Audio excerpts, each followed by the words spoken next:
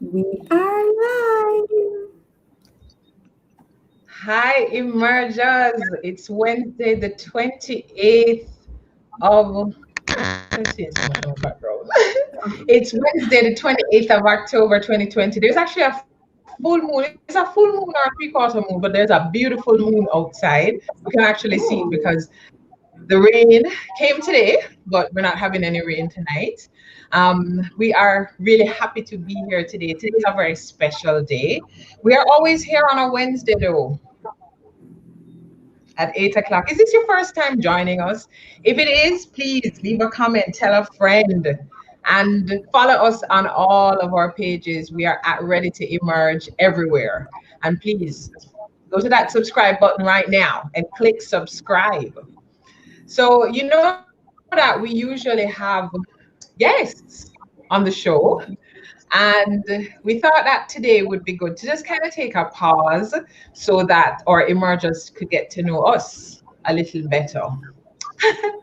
Let me just tell you though, the joke is that say when we go and get interview, everybody get nervous. Everybody is nervous. everybody is I have nervous. strength for everybody, but everybody is nervous. So we started this journey together. In fact, our launch was a conference last year. Can you imagine? March 2019 was our first conference, and we just jumped straight into it. We held a second one in July of last year, and we had about 6 workshops last year. So when we dive into things, we just lock the eye and just jump. And we had Head some first. Head first. we had some amazing plans for 2020, and 2020 actually started out amazingly. We had what was planned to be just a larger workshop that ended up being a conference at the end of February, and 2 weeks later there was a lockdown. God works in mysterious ways. So there's a lockdown. We have face-to-face conferences and workshops planned. And we have to ask ourselves, do we just take to our beds now, cover our heads and cry into our pillows? Or do we detour? And that was the birth of Detour Essentials, which has been an amazing journey for us. I mean, we feel like we have this a bunch of friends that we meet with every Wednesday, and we talk and we share. And we recognize that, we do our intros every week, but you don't really know that much about us. Some of you do. There are parts of us things about us that you don't know. So tonight, the cameras really shift to us, and we're going to interview each other. But you're also going to get a chance to interview us because we want to hear your questions. Because tonight we're just going to sit together, we're going to share, we're going to have an amazing evening. And we are so happy that you could join us. Tracy, I see you. Ali, I see you. Demica in Bible study. Finish pray for us, please. Althea, representing New York City. New York City. Gabby, Gabby, me get the brownie them. Gabby, Gabby, the brownies, Gabby, the Gabby. best Could you put some ever. details in this chat though? Because let me tell you something. I was in a board meeting and I had was to put my camera, turn it off. Because when me looking at my teeth, I me see the brownie them into my teeth. The brownie them nice and nice and nice and nice and nice and nice and nice till Gabby, Gabby. Kimberly, we see you. Say, Gabby, we need Gabby, some. Gabby say, needs to call them say. Gabby's Goodies. That's what she needs to call her company. Gabby's Goodies. Okay, I heard Gabby's that, Gabby. Goodies. Change the name Okay, of your company to Gabby's so good, Goodies. so No, good. because Okay, that just for brownie the is as record, your good as sister has brownie. disowned you. She said, I can have you. I'll Gabby's take you. Goodies because they're so good. They're so good. I see Randy from Clarendon. Hi, Randy. Hi, Glad you could Randy. join us. From the city of Clarendon in Jamaica, we have Randy Williams. So Althea said she wants us to talk about our families. we talk about the trio, and Catherine and I both have actually had little tongue twisters where we called it the trio. So we talk about the trio, But we're actually, what is five? What's a group of five? Quintet? Queens.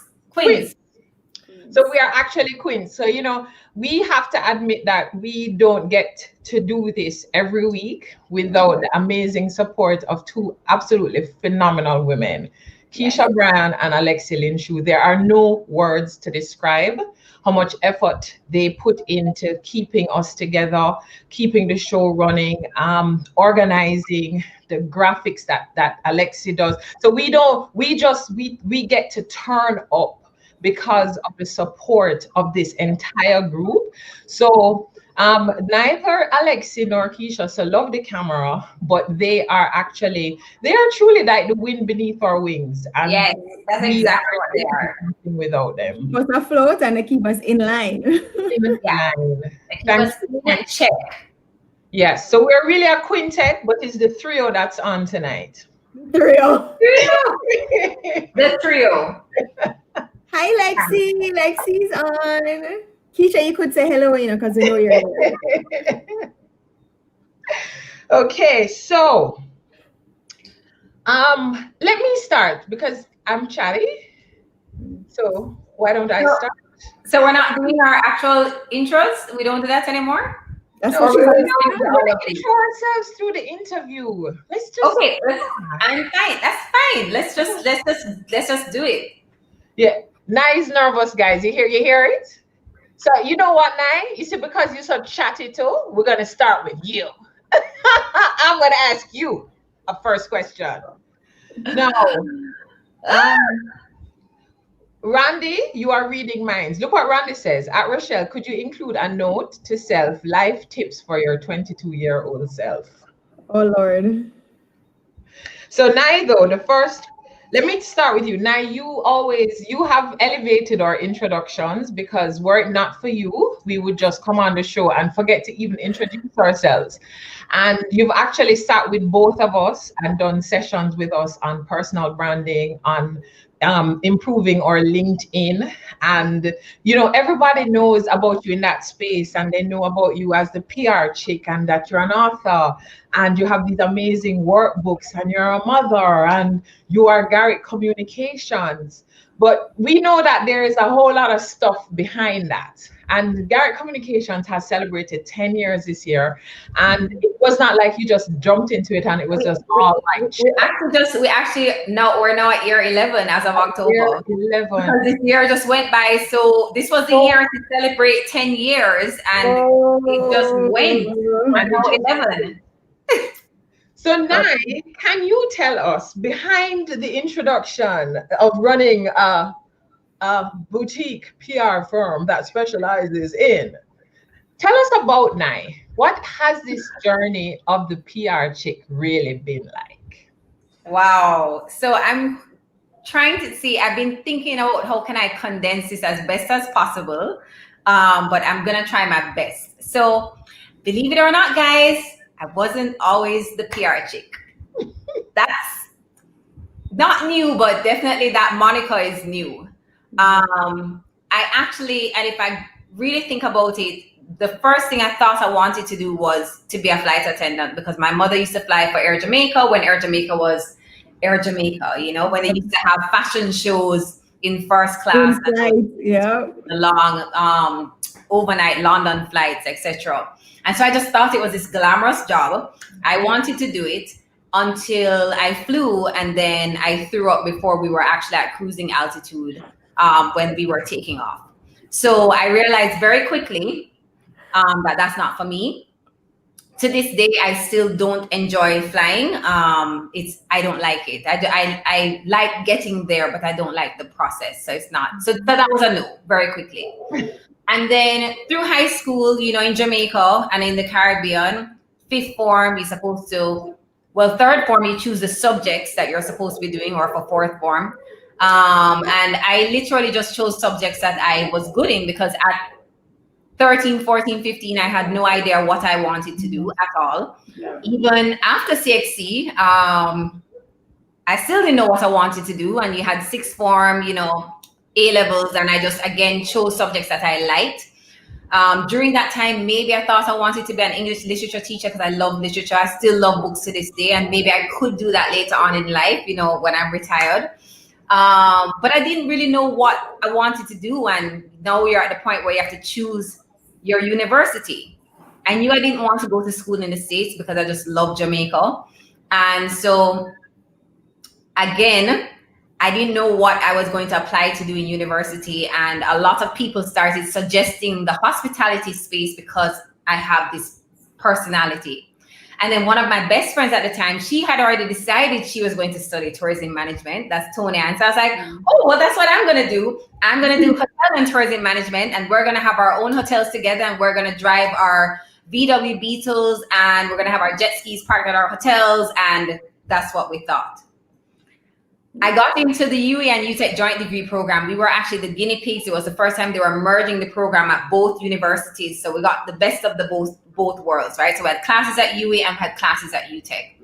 Did that for 4 years, did not graduate. I actually do not have a degree in hotel and tourism management, even though that's what I studied, because I just couldn't cross the mathematics, the statistics and the accounting. Went to summer school. I did those courses numerous times. I still believe I have an accounting subject and statistics outstanding, hence no graduation for Naomi.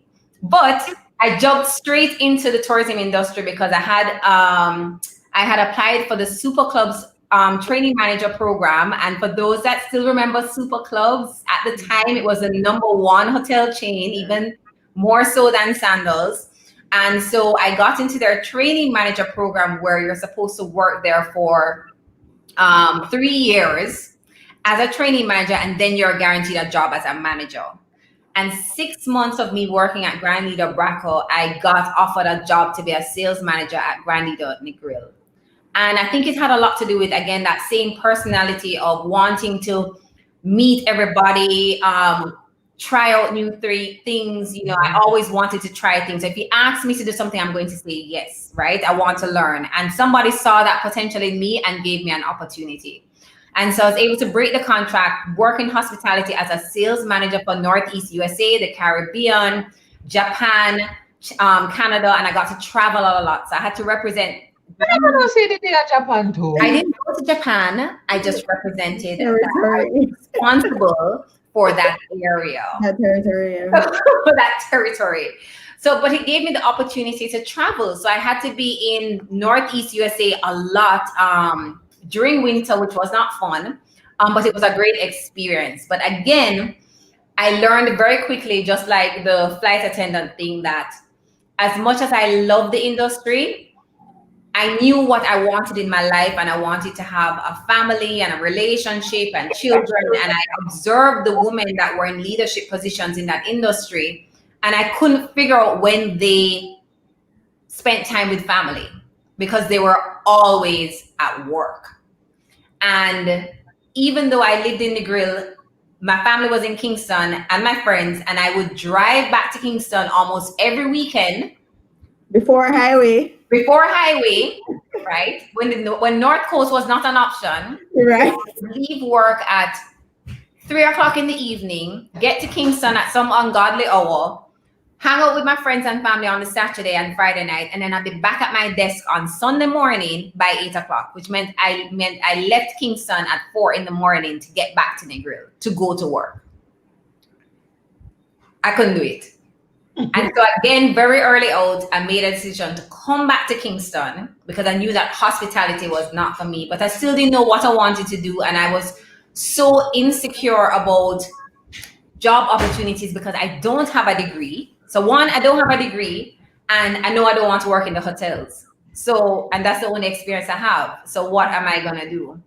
Luckily, I met Kimani Robinson, who had started RETV, and they needed a sales and marketing manager, and I had sales and marketing experience. So he took a risk with me, and I ended up working there for over 5 years as the sales and marketing manager, and almost like Kimani's right hand at RETV. And I learned so much about building relationships and connecting with people in a real way during that period. I got pregnant with my son at 25, and in that transition, I also again realized very quickly that I didn't want to be in the entertainment space. It wasn't for me anymore. Because now, I'm a mom, and, you grow up very quickly in that moment when you realize that you are responsible for the life of another person. And I just didn't feel like it was just serving me anymore. But again, what am I going to do? No degree. My experience is entertainment and hospitality industry. But while I was there, Dexter Pottinger, he did a lot of the makeup for our shows, as well as he was doing a lot of music videos and stuff. And he suggested to me that he was working with this new artist, Tifa, at the time. She had just, come out on the scene, and she needed a really good publicist, and he thought I would be the person for the job. I had no experience in PR at that time at all, but he was so convinced in my abilities in this role that I said I would try it. And I remember walking to Sansa's bookstore in New Kingston and buying anything I could find about PR, being a publicist, because we didn't really have Google yet. Yeah. So, and I wanted to make sure if I'm stepping into this role, I'm going to learn everything I can about it.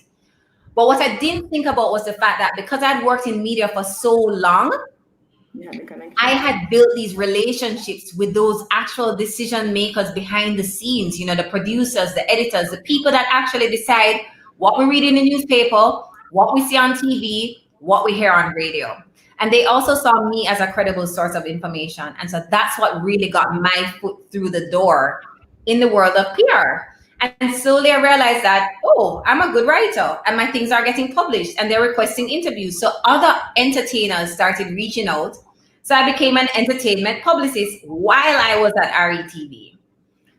Fast forward, deciding entertainment is not for me, even the entertainment publicity, and the Spanish Court Hotel was opening. They needed a corporate communications manager. I have no experience in corporate communications, but now I have experience in hospitality and tourism, and I have experience in media. And so I went and applied for the job, and I dressed the way I thought a corporate communications manager should look at the newest boutique hotel in Kingston. And I got the job on the spot. So that was a really great experience, but it only lasted for 3 months. I realized again very quickly that I don't want to work in hospitality. I knew that from before, but I'm back here again. And also, I kind of didn't want to work for anybody. Mm-hmm. And so I decided to take a risk and start Garrett Communications officially with no money, with no clients, but with just my experience, my relationships with the media, my laptop, my BlackBerry at the time, because we didn't have, these real smartphones, a camera, because again, we didn't have smartphones. Mm-hmm. And that was my office. And where I got my big break was because of relationship. Again, the Gleaner heard that I was going off on my own, and a lifestyle writer asked to do a story about my journey to entrepreneurship. And it ended up being the cover of their magazine. And that's why I got my first client, which was VMBS. They saw the article. There was a need in their PR department. And I became their PR consultant on retainer for like 2 years. And to this date, we've never advertised Garrett Communications. It has always just been through referrals and recommendations and our results. And I'm very, very proud of that, 11 years later, and we're still here, seen as one of the best PR agencies in Jamaica. But, as an entrepreneur, that journey is tricky. And, I had many moments where I doubted myself. I applied to work at jobs. I didn't get them. The Lord knows why. Right? Didn't get those jobs. And I'm sure at the time I was super disappointed about it, and it made me question even my abilities in this space. But, I got back up and I did my job. And I remember 2016 was a very low year for me. And I can't now remember what was happening in that year. But I remember I went to my family in California for Christmas because I was just, I think, probably depressed. And I just needed a different environment. And 2 things happened on January 1st, 2017. I read Shonda Rhimes' book, The Year of Yes, which literally changed my life, because that was just her deciding to say yes to everything. The things that scared her the most, facing all the insecurities, and I did that year. And I also watched Tony Robbins' I'm Not Your Guru, which was all about understanding that you are responsible for your mindset and you can change it like that. And that was a year that I applied for the Vital Voices Growth Fellowship. I was the only Caribbean entrepreneur that got accepted into the program, out of thousands of applications. And it was an accelerator program for women business owners across the world. It's a global fellowship. I applied for Scotiabank Vision Achievers that year, and I got it as one of the 25 entrepreneurs. And I won the Transformational Award at the end of the program. And that's what led me to personal branding, because in one of the sessions, the coach said, you guys need to find a way to make nocturnal revenue, money when you're sleeping, like doing something like a book where you put the effort in one time and then you reap results. And for me, I started off thinking about a PR book, but then I realized I don't really know who's going to buy that book or who'd be interested. And literally, and I tell people this all the time, you hear about people saying that things are downloaded in their brains, or like God just downloads something. And I woke up one morning at like 3 o'clock in the morning and I was like, I need to write a book about personal branding, because you need to find something that allows you to serve and help others. And literally, I just thought about my own journey and my experience to this point, and what were some of the steps that I took that led me to where I am today. And that's why I wrote the workbook. And because of that workbook, I'm now a personal branding coach. Over the last 3 years, I've sold maybe 2,000 of my workbooks. I've spoken at countless events. I've spoken internationally in London, in Atlanta.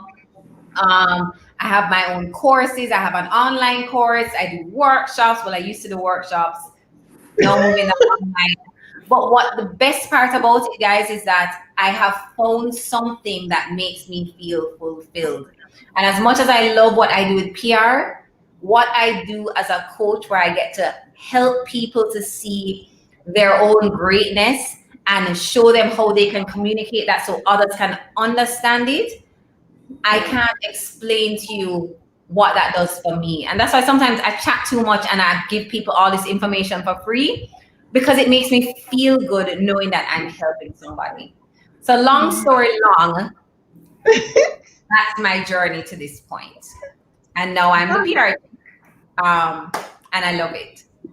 So now you actually are like a magician to reduce the intro to like the 3 lines that you have. Thank you, Nai. I'm actually seeing Marissa. I see two of my favorite people and my baby cousin Lorianne. Hi, Lori. Nice. So one of the things, guys, that we talked about in about 2 episodes ago is, people say no new friends, and they're like, open your mind. There are lots of new friends to have, because Kathy and I are, in fact, my new friends who are like a major part of my existence. Yes. Just opening your mind to relationships. How did he live without us before?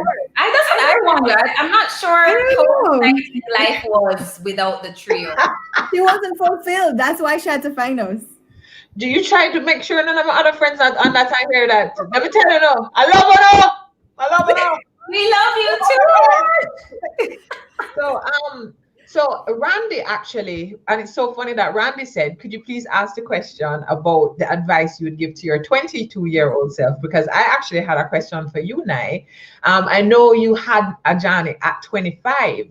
Yes. And what 3 key pieces of advice would you now give to your 25-year-old self? And by the way, guys, this fine lady here, this fine bottle of wine, turned big 40, because 40 is the new 40. It's a fantastic age to be. Okay, it's not 25. 25 is hard. You're broke. So,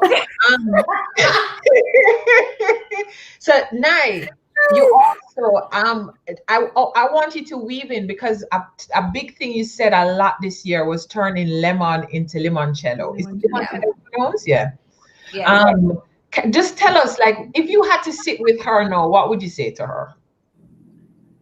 I would say trust the process, right? And trust God's timing for your life, because and we say this a lot, when things are going really, really well, we say, yes, this is God's perfect timing. And when things are not going well, we don't say, yes, this is God's perfect timing.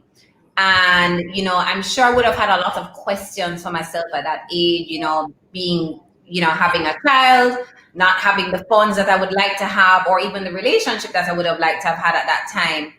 But I think that when you can just understand that you're actually not really in control, and you put your trust in God, then everything will be okay.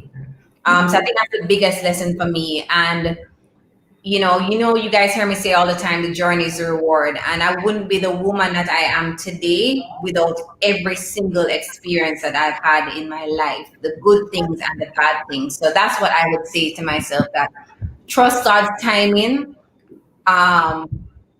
trust his purpose for your life, and also embrace your own journey, because that's what makes you who you are.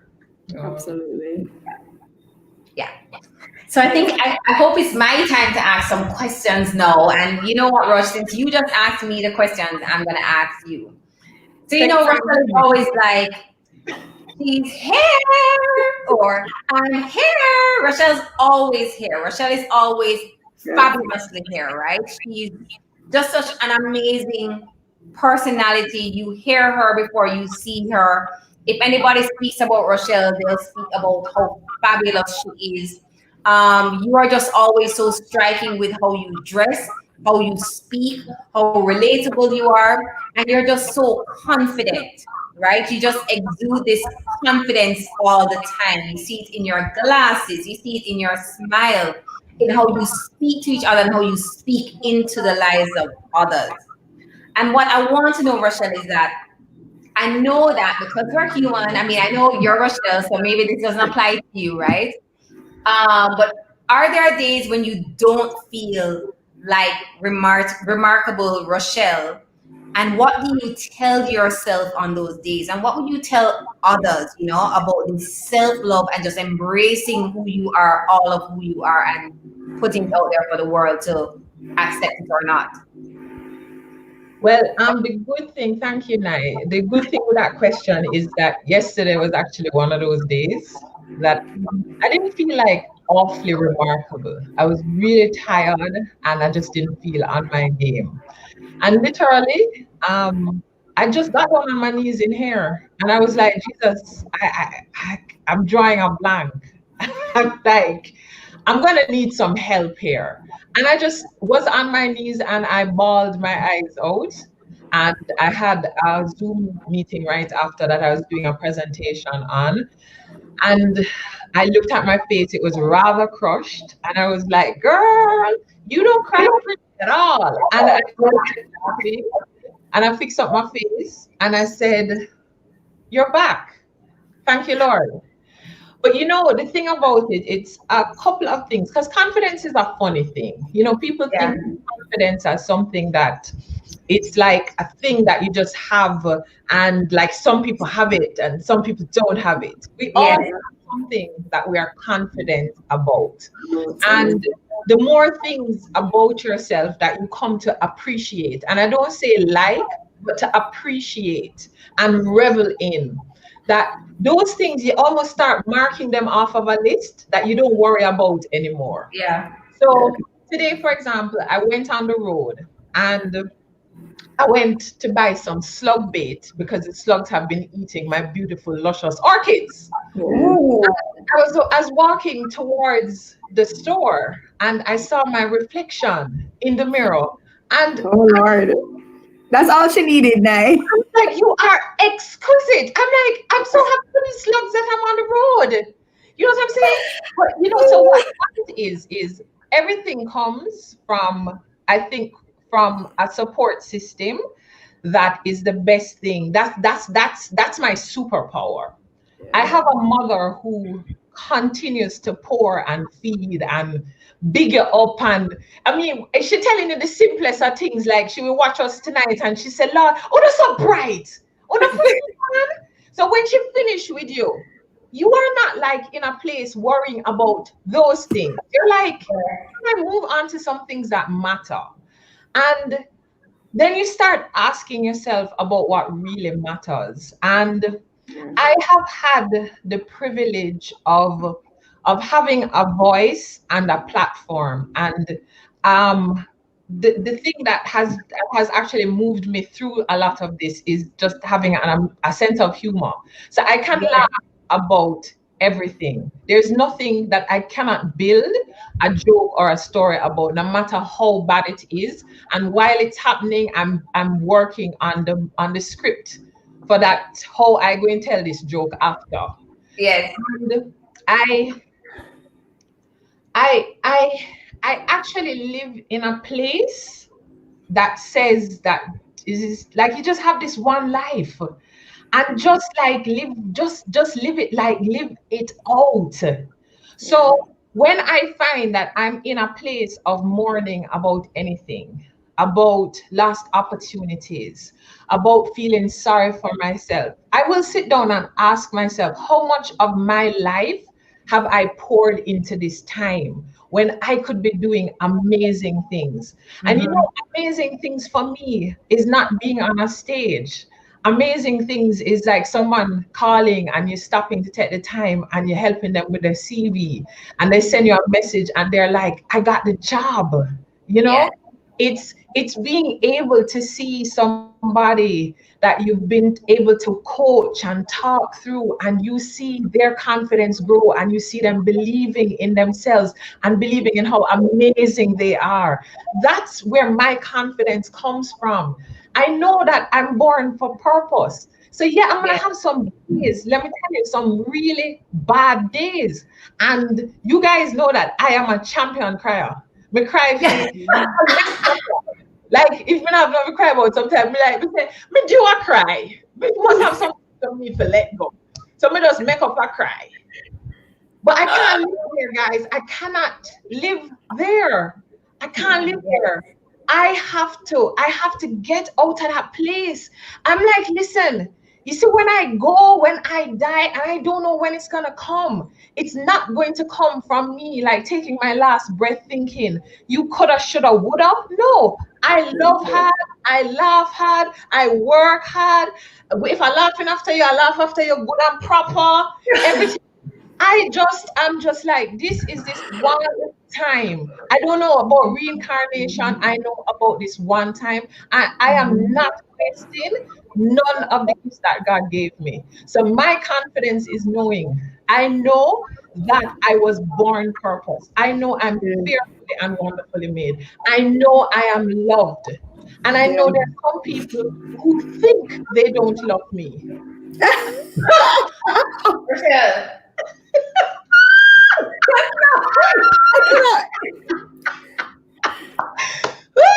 Let me stop there. So I just want to pause for a moment because my special girl is online. Hi, Livy. I love you. Hi, Livy. Can't wait to see some more videos. Her mother is being crabby and wants to know why she's not in bed because she's watching Auntie Kathy. Simple answer. And Auntie Nai and Auntie Roshi. And Auntie Roshi, right? That's right. Hello. That's what we do. Rochelle, let me ask you a question though, Rosh. Were you always like this, like as a little girl? Like you used to dress up, want to be like, were you always this person?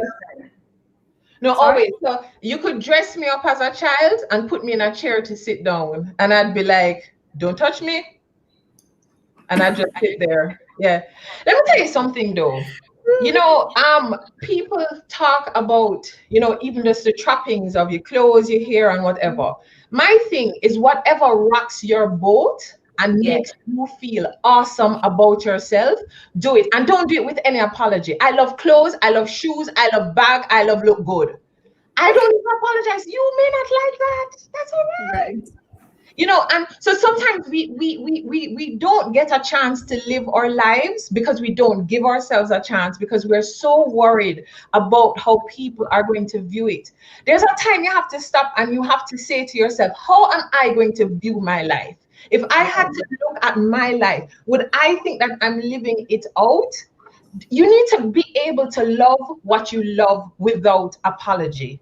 Love who you love without apology. Love what you love to do without apology. And a lot of the apologizing we do is to ourselves, because we make up a lot of stories about what people are saying. People don't really care that much about us.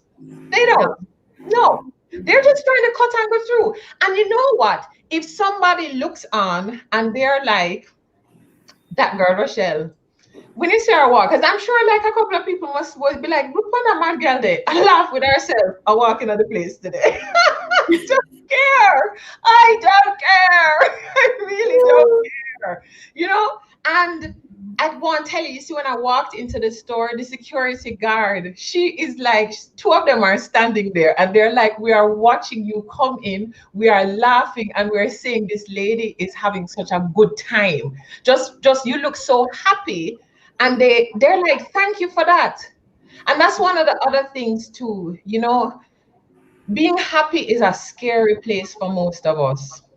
And I think even for myself, sometimes, you know, when you feel too happy and you think too many things are going well, you start making up in your head that bad things are going to happen. A bunch of bad things may happen, but you have this, like, you could be just happy this moment. Yes. Don't like the 30 seconds before or 30 seconds from now, but just this moment, like seizing it and grasping it and loving it. There's something that's so powerful. So yes, I have bad days. Yes, I cry. Yes, I have always been like this. And I'm just like, you know, I was saying to myself, I wonder what they'd write on my gravestone. They're like, fab, real fab. Oh my God, fab.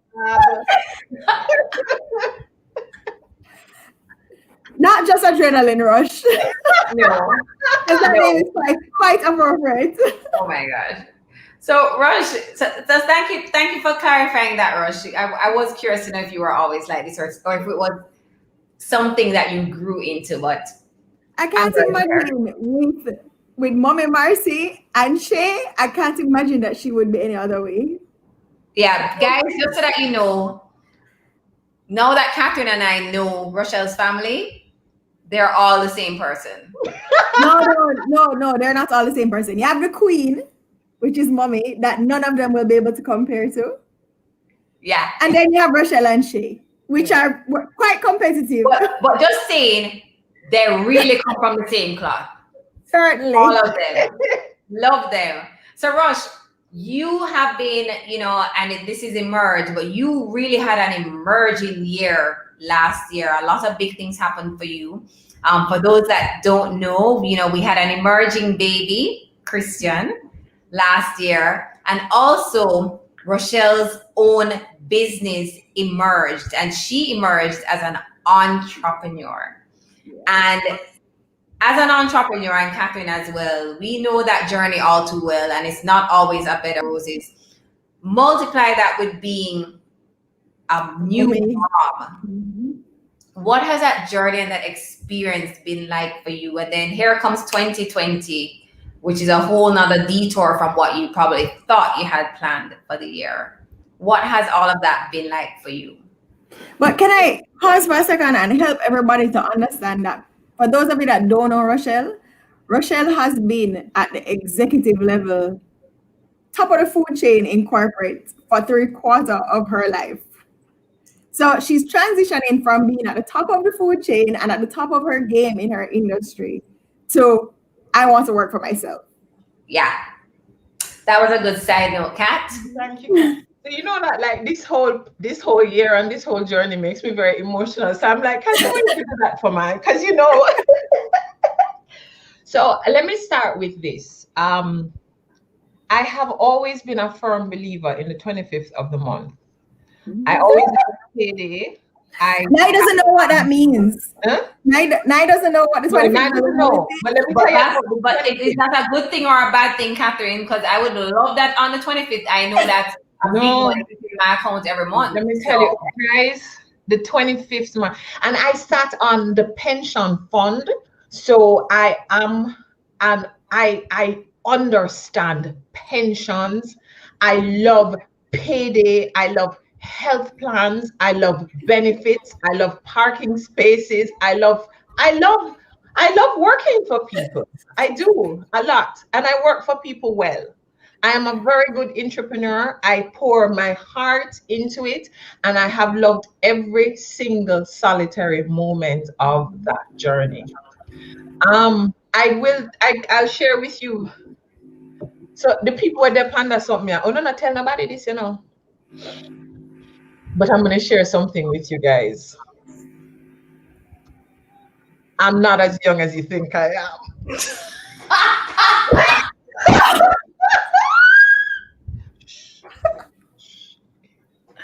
Rochelle, that is not Blasphemy. what you came on. Blasphemy. I am. Don't tell anybody. I'm 46.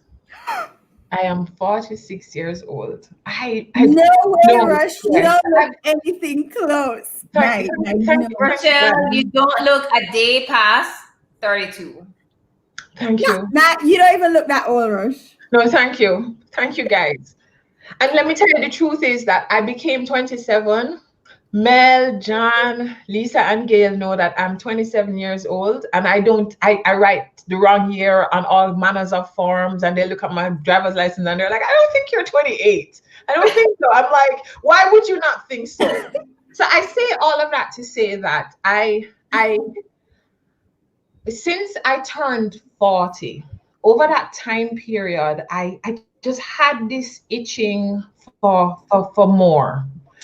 And it's a very weird kind of thing, because at that time I was doing some big things and in some big ways, and I was just like, I know I want more, but I don't think I should do the more that I'm not getting the pay, because I really like pay. And I was like, all these people like Naomi who go and open business on their own. I'm like, ooh, good for you, not for me. And I did a vision board in 2017. And on that vision board, I was the entrepreneurship. The show, I saw a picture of it on it. I mean, I can't even take it down, and it scares me every time I look at it. And at the bottom, squeeze up in the corner, was a picture of a pregnant belly, because I didn't want anybody to think that I was thinking along those lines. Because my eggs would be old. They are old eggs. They are some old. Okay. And one of the things, so when I found out that I was pregnant, I was scared out of my mind.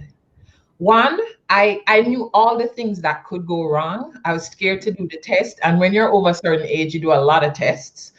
But I was also scared because I was like, I have lived my life so long in this way. I don't know how I'm going to be like somebody's mother. And it's so funny because I have like 12 godchildren. I am like auntie. I love picnic. Your queen godmother. No, let me tell you, but in it wasn't bothering me that I didn't have any children. I was just like, some people will have children and some people will take care of your children for you and give them better gifts than you will. And then I couldn't understand what God was doing with it. And I was like, why so much stuff happening? Like this anxiety, this need to move. And then with baby, and I just did everything one time. I gave birth to everything one time, like a mad smarty. I'm thinking the pregnancy probably did something to my brain cells too. But let me tell you, it was amazing to me.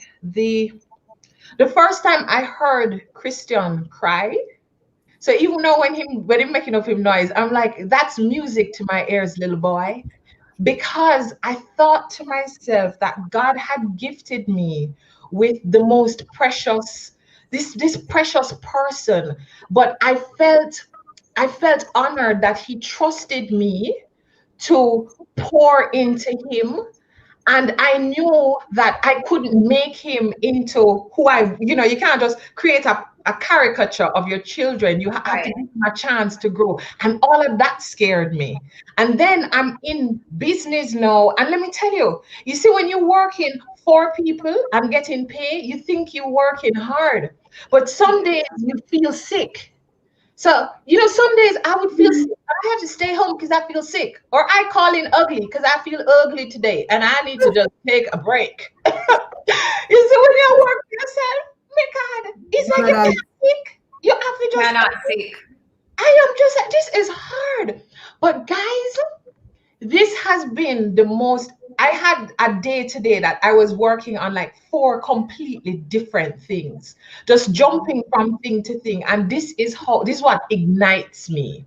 And I had to face that I needed to believe enough in myself that I could do this. But I had to believe enough in myself that if at any point I would like to walk away from it and walk back into corporate, I don't need to apologize to nobody, nor do I need to explain myself. Yes, but yes. I would always regret not taking a chance on myself. And what Christian has done for me, mothering has been very humbling. My cousin Lorianne is on. You guys know me. My Pearson head, I had to take him up and hide him from the child. The first day he just boxed it. Bashai. I said, I don't want to put you outside. Let me take it up. Let me tell you, he wakes up in the morning with this smile on his face. And as he is discovering and he's curious, I have to step back and get over myself and not like constantly try to examine and say, maybe you should be reading to him more. So the other day I was saying, since I would really, I don't want to force him to go to Harvard, I don't want to force him. But I say things like, Harvard boy, Harvard boy, Harvard boy. So I said, I wonder if I should read the dictionary to him. Maybe I should start at A. I'm like, I'm doing sensible, things with him because you constantly, you question yourself. Yes. And then, your living room turns into a little daycare center and you have never been happier in your life. Do I wish I had done this before? No, because it's in God's timing. Yeah. Do I question my decision to be on my own every single solitary day? Would I do this again? Any minute. And the one thing I would say to our viewers is you have to believe in yourself so hard that you don't apologize or try to explain if it does not work out. Because the superpower is believing in yourself. And for women out there, for people and dreams, I didn't understand how much I wanted a child until I had a child. And it was a dream I was willing to. I didn't want it to take up my existence, that I didn't want to go through my life just wishing and wishing. I wanted to still live my life. And the thing about dreams is that whatever your dream is, you can give birth to it. You have to keep believing in it and keep putting that intention. And let me tell you, see, what God can do is beyond anything that we can imagine. And when I look how God has orchestrated my life, I couldn't write this, guys. I couldn't write this. And I get you guys to work with. I get to do all the things that I dream of doing. So yes, sometimes I don't get a contract or I send in a bid and I don't get it. And yes, sometimes I go in my car and I cry and I'm like, why don't they love me? And then I see my reflection. I was like, because they don't love me.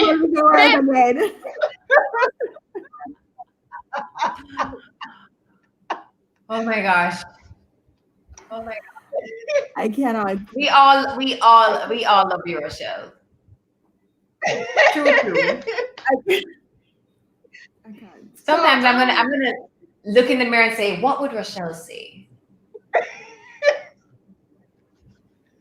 Guys, on days that I'm not feeling so great.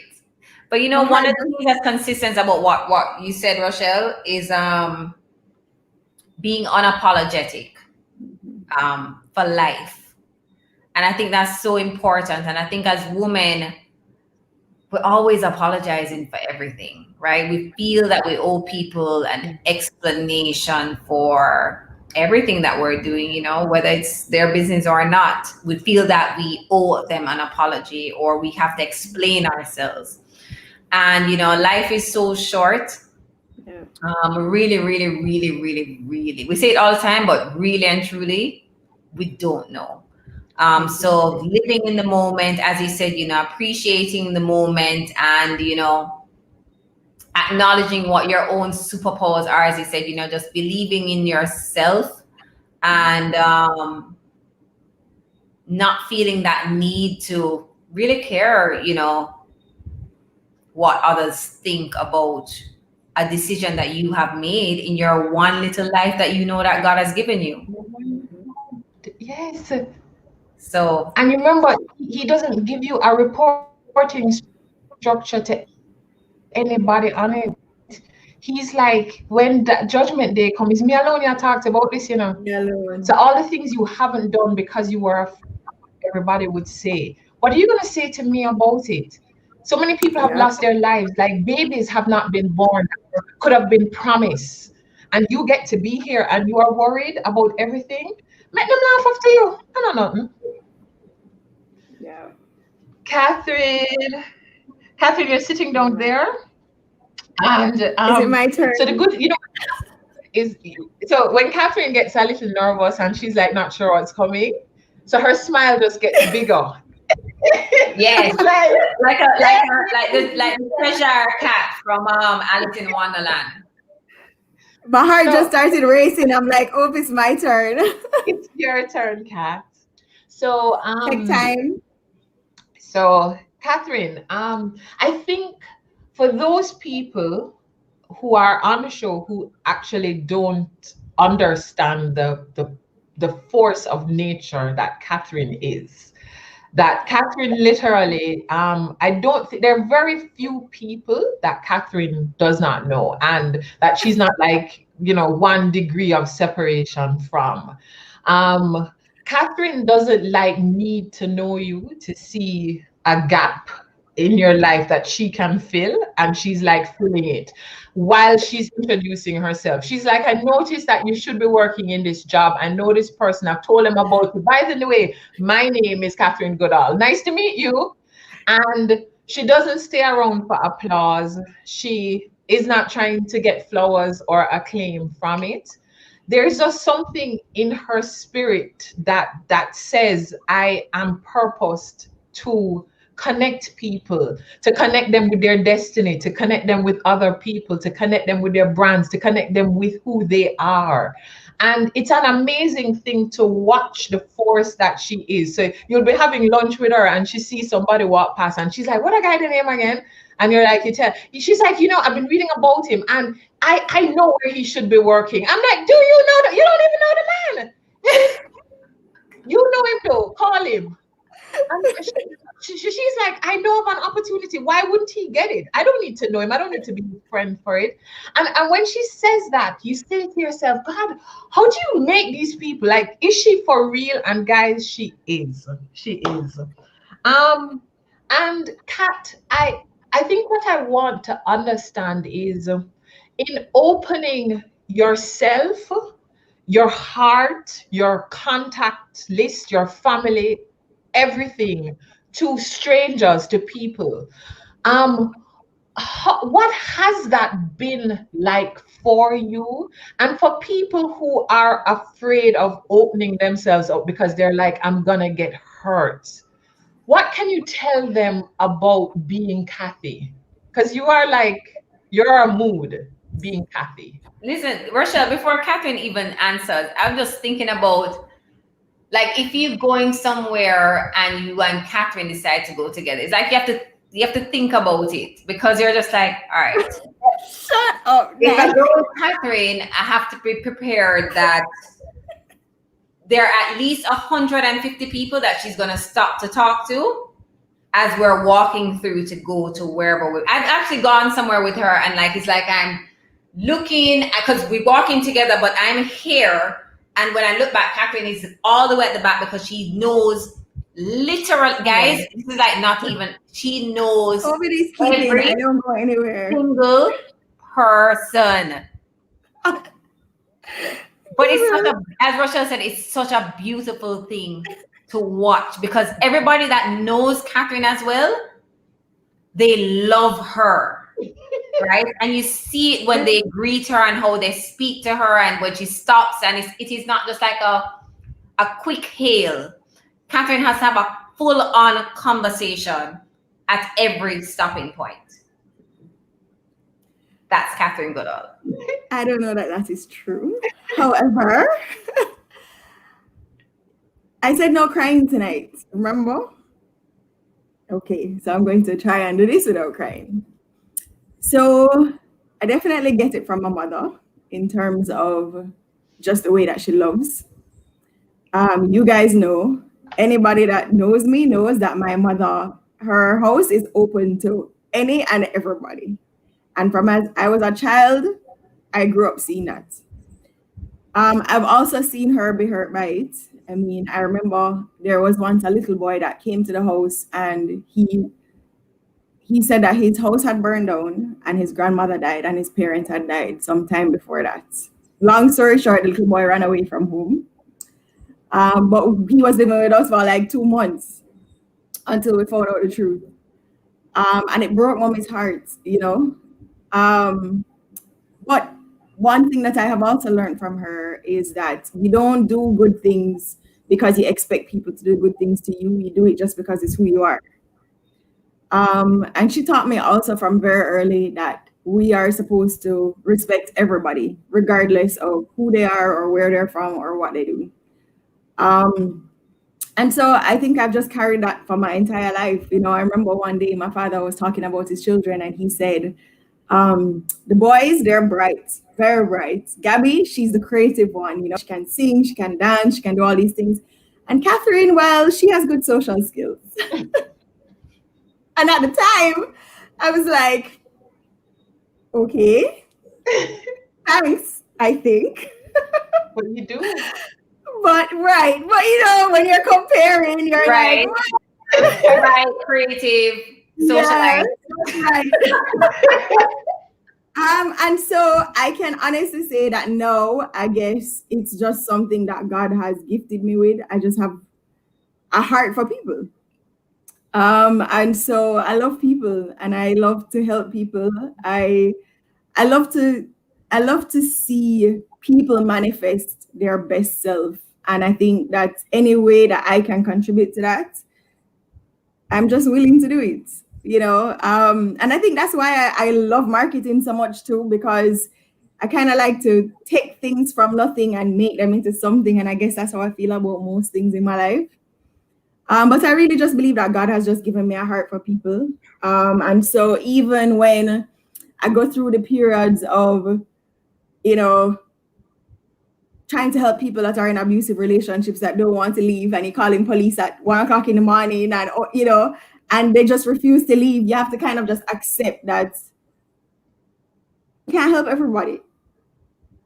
And I have to resolve that, well, I tried my best and I can't help everybody.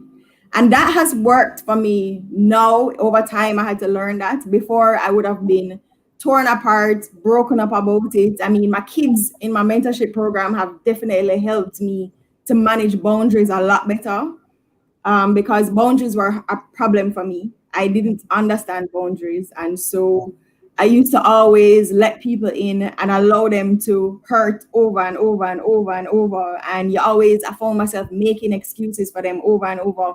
Yeah. And two things came out of that. I had to learn to love myself more, and that meant creating those boundaries. So it's okay to forgive, but it's not okay to allow them to continue to do the same thing over and over.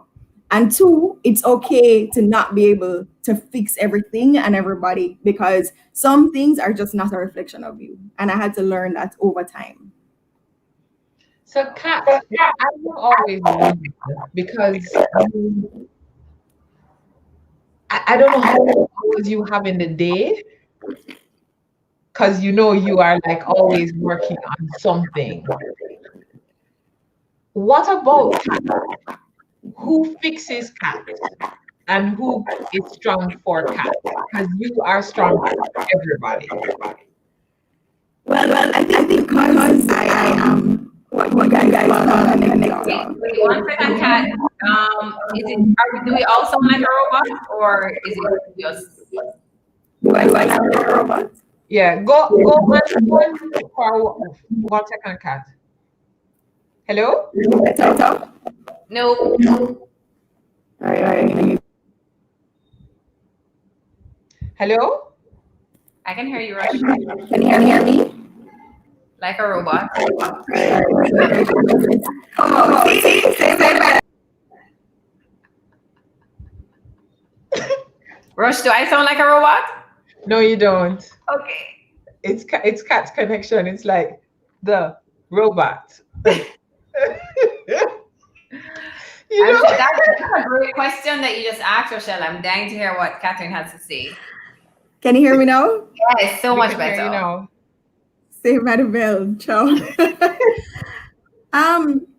I have also been very blessed with a massive support system. I mean, most of my friends, the closest people to me, I've had from nursery, prep school, straight up until now. Like you said, I have the ability to connect. And so for me, I think one of the reasons that my network is so big is because I've stayed connected to people for so long. So I have my prep school people, I have my nursery people, I have my high school people, I have my college people, and I went to 2 colleges, 2 universities, well, three colleges. And so my network just keeps expanding, and I have different people in my life for different things, I have you guys who ground me, and when it comes to like any business decisions, you're right there, a phone call away. I have Mary and Lamar and Robin who and Pet who have been there from the beginning until now. I have my family who is solid, Tracy, Melissa, my aunt, my mother, my mother's best friend. So outside of the people that I know love me and have my best interest at heart, I have my church family and I have God. And I think had I learned earlier in my life that God actually has the answer for every single thing that goes on, I probably would have made a lot less a lot less mistakes, a lot fewer mistakes. But I think now being grounded and actually going to Him first has helped me a lot too.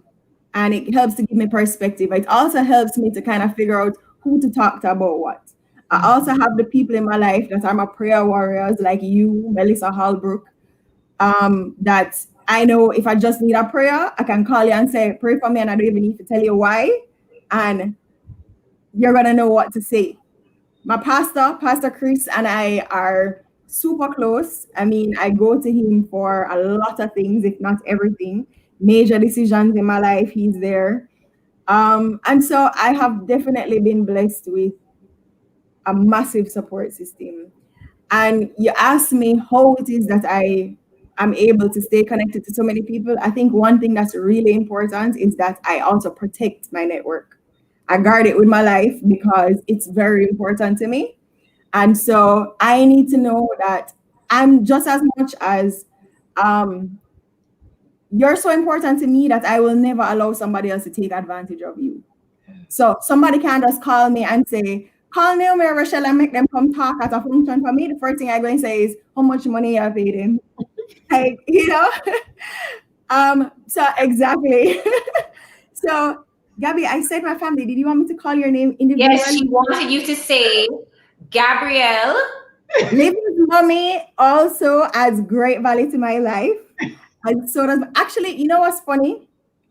My family, my siblings have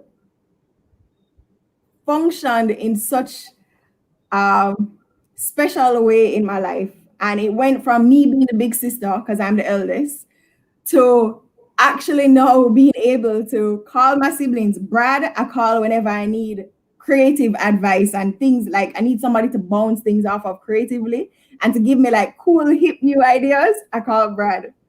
Gabby actually has, I'm not crying. The mommy, the mommy that Gabby is, and the wife that Gabby is, and the level of maturity that Gabby displays, like it gives me such a sense of pride. But at the same time, she's actually a sounding board for me for so many things. And then my brother, Gavin, the one right below me, we transitioned from fighting like cats and dogs every day, literally for 3/4 of our lives, to me calling him when I need to make any major decision. Even if I need to borrow money, I call him, which is crazy. That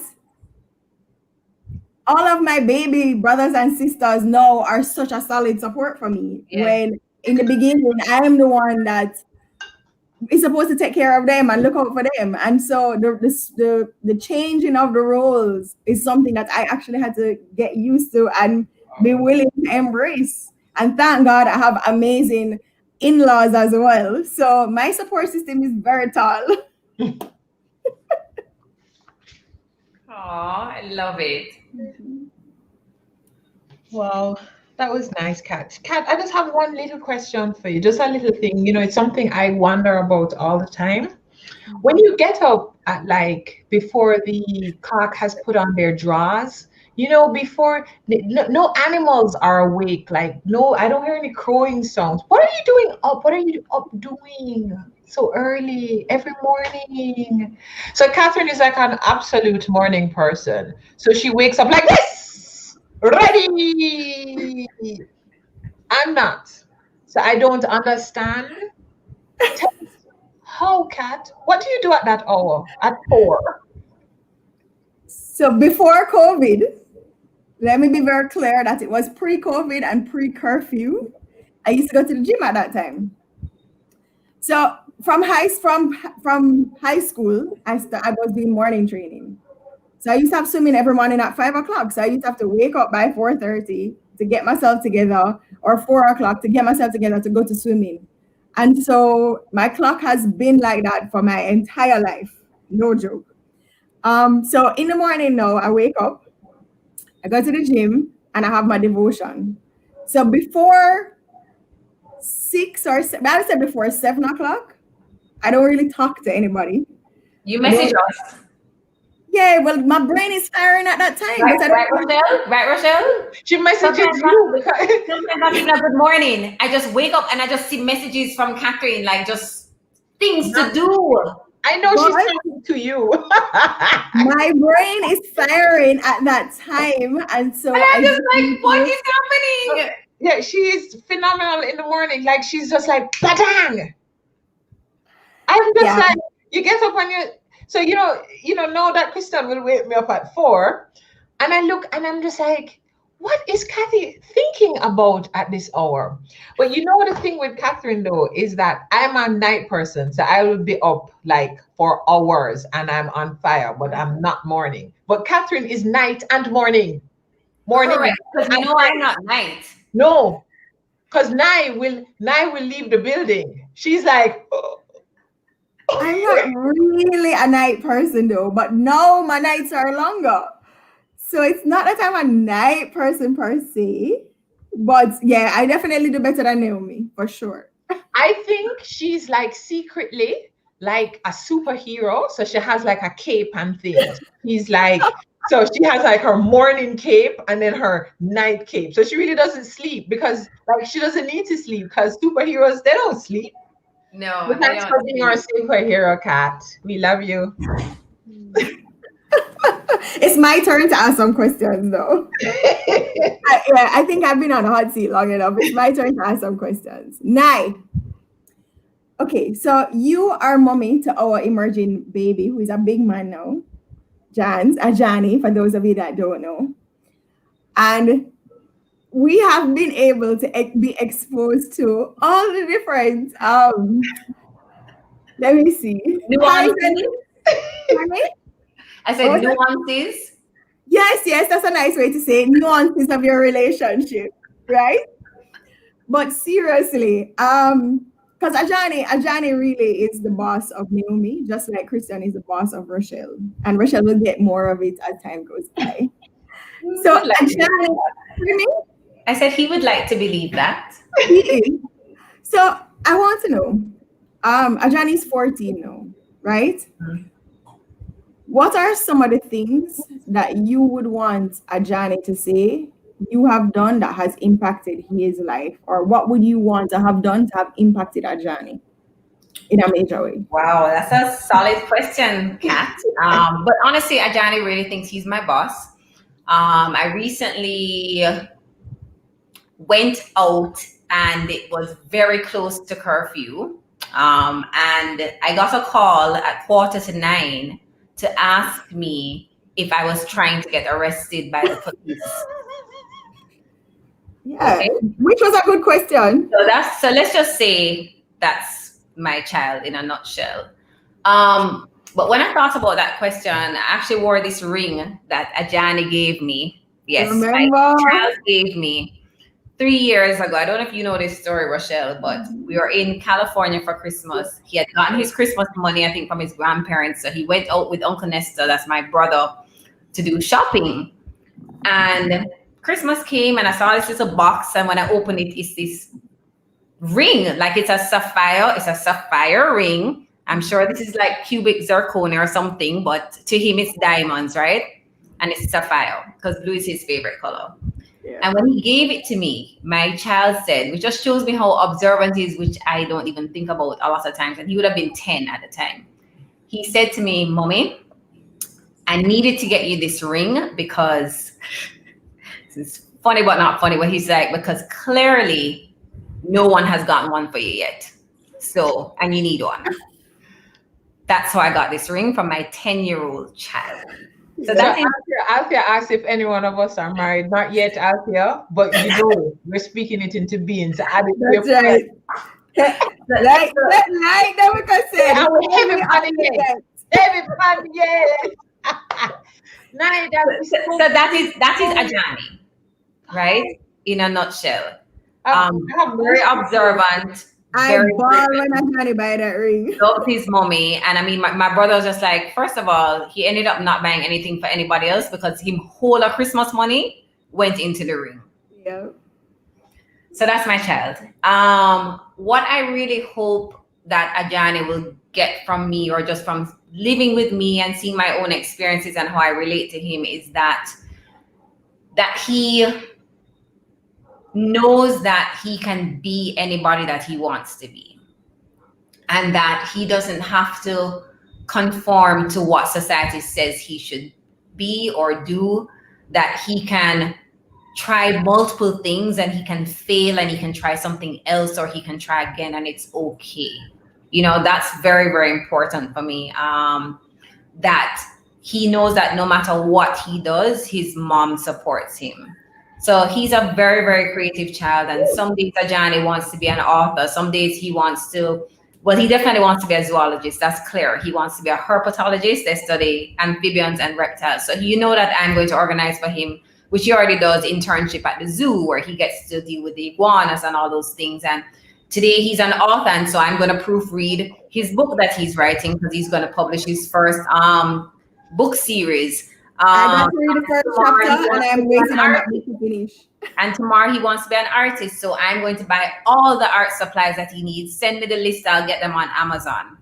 So he knows that if he changes his mind tomorrow, I'm going to still support him 100%. And that, you know, he knows that it's important to work hard, but to also play harder. He has learned from me, I hope, especially in the last few years, that I'm very big on celebrating life and I'm very big on celebrating everything, even the little achievements, you know, and spending time with family is very important. We spend a lot of time together. I mean, not just in the house, but I try to create great memories for him. Because like we said, you know, we never know when we're going to go. And I want him to remember that, you know, he had these specific experiences with his mom. And hopefully as he becomes an adult and when he becomes a man, he will also want to continue, you know, creating these kinds of experiences with his own family as he grows up. But, you know, I think I think that's it. I'm sure there's so much more, but I just hope he's grows up being very proud of me, and just seeing that, whatever I do, it's really just to provide the best life and the best circumstance for our family. I think I just want to take the time to big up holding, Shay. holding the macking guys. I was like really trying to like. I was like tearing up. Oh my God. My brother Shay is on. I just want to say hello to Shay. Shay, we love you.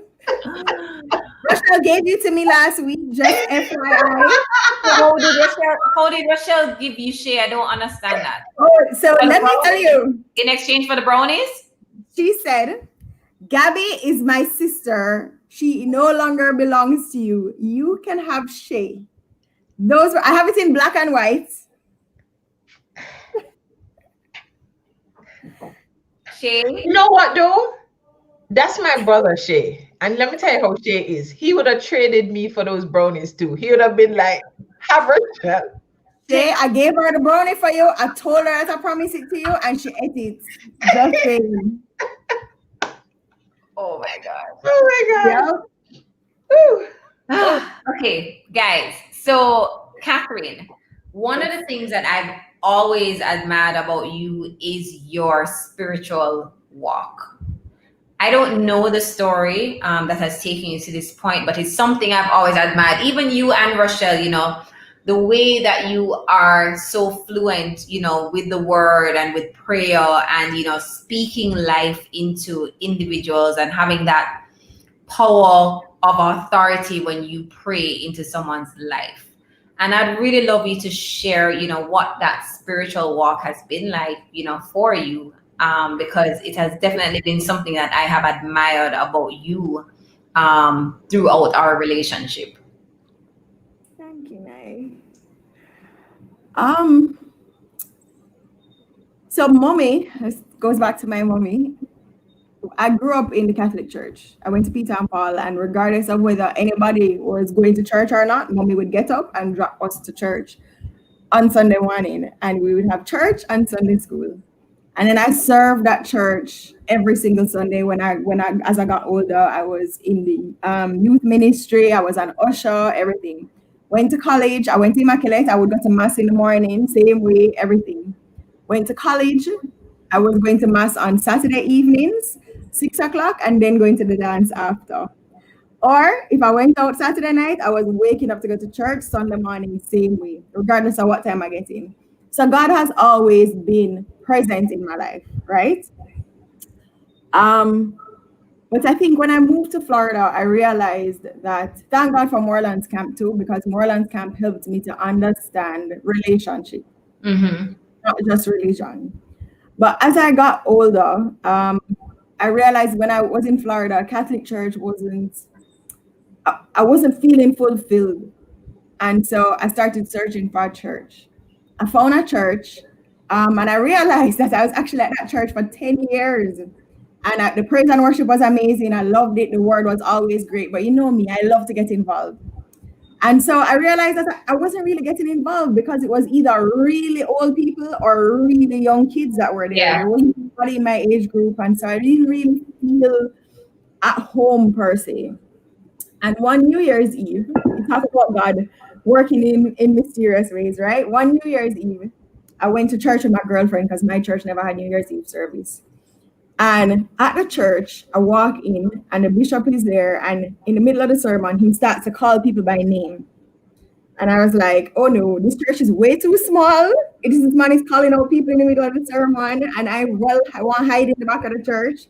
It was great, very spirit-filled, full of love. Everything was wonderful, but I was not going back there. Following Sunday, I went back to my church. And then, when that annoying spirit just starts to tap on you and tells you must go back to the people church, I went back to the people church. I walk inside and there was a lady who greeted me at the door and she just hugged me. And when your mommy hug you up, that's how it felt. And I was just like, you know what? This feels like home. And I was at that church for 3 years. And I ended up going to church almost every day. Monday was leadership, Tuesday was prayer, Wednesday was Bible study, and I literally was there every day just because I wanted to be there. Yeah. And that process, that journey, and the people that were at that church helped me with my walk. I also have a friend that's very close to me that helped me to read my Bible more. He said to me one day to start with a Proverbs and a Psalm. And so I started with a Proverbs and a Psalm every day, and then I started to read my Bible a lot more.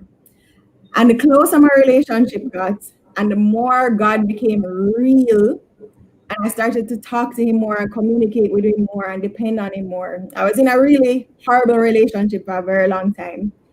And you know when God said you need to leave, and you're like, yes, I hear you, but I'm not ready yet. That was me for about 2 years. And then one day he said, all right, you can't hear, so you're gonna feel. Because you know, every good parent, at some point, discipline has to come into play because they've tried the nice way, Yes. they've tried to do it correctly with love, and he didn't hear, so now you have to feel, right? So one night I was at Bible study, and a man came up to me after Bible study. So this is like at 9 o'clock in the night, and he says, God told him to drive from Homestead to Cooper City. Now, for anybody that doesn't live in Florida or is not familiar with Florida, that's at least an hour and a half to a 2 hour drive, right? So the man says, God said to tell him, to tell me that that situation that I'm in, until I get out of it, I'm going to be like a cripple in a wheelchair. So no, my family is going to be hearing this story for the first time. Oh boy. And so of course I started to laugh and cry at the same time because I'm like, this is insane. I don't even know this man, this crazy man is coming to tell me. Creepy. Yeah. So anyway, he left, and then one of the pastors came up to me and was talking to me, and the guy called him because he knew him, and he described him to me and said, am I still there? And Pastor Ricky said, she's right in front of me, and he gave me the phone and he said, what I said to you, does it mean anything to you? Does it make any sense? Because I don't know what it means. It's just the word. That's the message that God gave me to give you. And I was like, yep, loud and clear. So, believe it or not, the very week that happened, that was a Wednesday, remember? That Friday, I was at my parents' house, and somebody came knocking on the door, and they asked me for the car keys to my car. So I was like, why? I didn't call for it to be serviced or anything like that. And they're like, oh no, we came to repossess it. I said, repo what? What does that mean? Because I'm like, repossess? That those things don't happen to me. I'm responsible. Anyway, I also got a notice that my house was going into foreclosure at that time. And everything just started to fall apart. And so, you know, when everything starts to fall apart, you get to that point where you're just on your face and you don't have any other choice but to just cry out. And it was at that point that I was like, all right, I heard you loud and clear. Now it's time to be obedient. And so I made a decision that at that point, I was going to do things his way and not my way anymore. And I will tell you, thank God, that learning curve was cut really short. And just to give a little testimony, my brother, my first car that I bought in Florida was a Toyota Corolla. And when I went to work, I changed my jobs, and my boss had gotten a car for me. And I gave my brother the Corolla. And my parents traded it in and got him a brand new Accord. And I was like, who are you gonna take the car with me buy with my hard-earned money? Trade it in and go get Gavin a brand new car. Bear in mind, the car he was driving before that was probably a 1992 Acura that the side mirror had duct tape on it, and he used to drive with a towel in the car because when the rain would fall, the roof used to leak, right? Anyway, I was carrying a little belly over the car because I was like, after me work my good hard-earned money, you just got to trade it in and get a new car just so. Anyway, that same car that I was carrying belly over, my brother drove from Colorado to Miami and gave it back to me. Because remember, my car had gotten repossessed. My house that went into foreclosure, my best friend's sister, that's Lamar's sister, um, bought it. So it didn't go into foreclosure and still lives there to this day. I got a phone call from Pepsi to say that their brand manager was going on maternity leave and they needed somebody to fill in for 3 months, and several people had recommended me to them. Now, I had not lived in Jamaica for over 12 years at that time. So for me to be at top of mind for anybody in Jamaica, it's kind of crazy. I did 2 interviews over the phone, and then the Friday after everything happened with at church, I got a call to say the job is mine. Can I start the following Monday?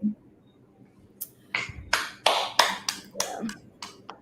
And I just learned the hard way that it's better to be obedient. You know, God's plan is always greater than ours. His way is always the best way.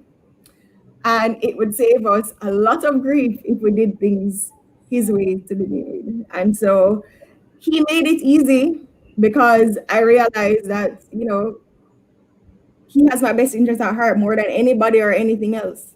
And so it's better to just submit to him. Wow, Kat. Oh, God. Thank you so much for sharing that story, not just with me and Rochelle, but you know, with our whole audience that's watching. Because I mean, I'm speechless as well. And I've heard this story before, guys, and just even hearing it again, it's just like, wow. Yeah. My turn again.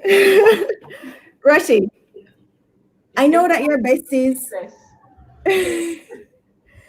I know that you're besties with Michelle and Oprah and everything, but if there is anybody in the world that you could meet, who would it be? That's the first part of my question.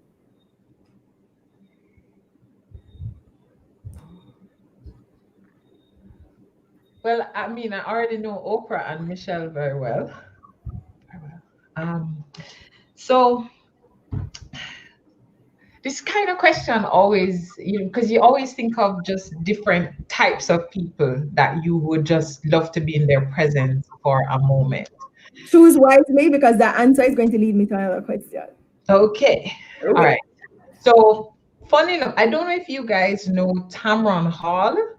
Yes. Yes. So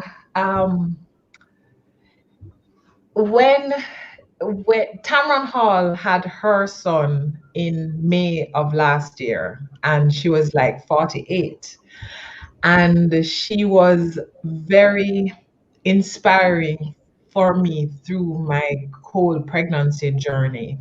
Um, Mhm. I funny enough, you know, for with me and pregnancy, I didn't look pregnant, and I had great energy, but I was always so terrified of having a miscarriage. Like I was terrified. I was terrified of, you know, how that whole. So I'm actually going to be doing some work around that part of women's journey. I have been with so many women through that journey, and it is Yes. difficult, and nobody wants to talk about it, and it's rough, and people want to get over it. And I'm just like, so I'm preparing for all manner of things, um, and it was amazing to see her through her journey, and then she she just went straight into her show. Like 6 weeks later, she launched her show and she just won an Emmy for it. And so she's been very inspiring for me because like we're raising our kids together. So technically we're like best friends, you know. Christian and Moses are good friends too. But the thing too is that, you know, um, we don't talk a lot about when women have children over 40. Okay? We don't. Mhm. When you are over 40, your womb becomes a casket, really. Before 40, everybody's on a rush with you up to 40. They're like, you have a kid, you're gonna have a kid, you're gonna have a kid, you need to have a kid, you need to have a kid, you wanna not. And then you have to answer things like, you don't even know if I can have a child, and that helps to kind of stave them off. They're like, whoa, never thought about that. Heavy. Yeah. Then you get to 40, and you know what they say to you? They're like, you don't want to have children. You never wanted to have children. You know you're not having children. Oh my God. You're going to adopt? You should adopt. You should adopt. You're the dog want to go live? Oh God. You should have adopted a little child.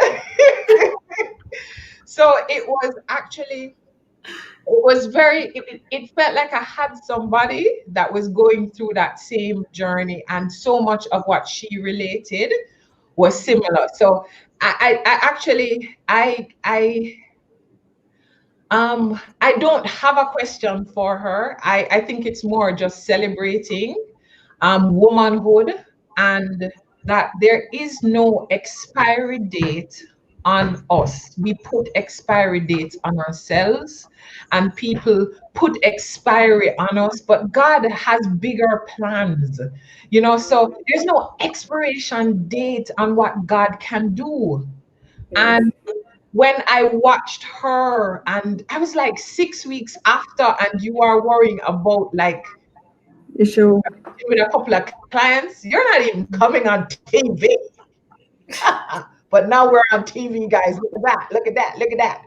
But there is really, you know, guys, I just, if nothing else that I hope you are getting from our stories tonight is that there is this one life, that expiration is death. You see, while you are living, squeeze every drop out of it. Don't give up on anything. Don't allow any dream to be put to rest. Fight, fight, fight, fight for your life. It's your life. Push hard for it. And I had given up on having a child, and I actually wanted to adopt, and I still do. And you know, when she announced that she was pregnant, I was so happy. She was like 48, and I was like, you're worrying about your age?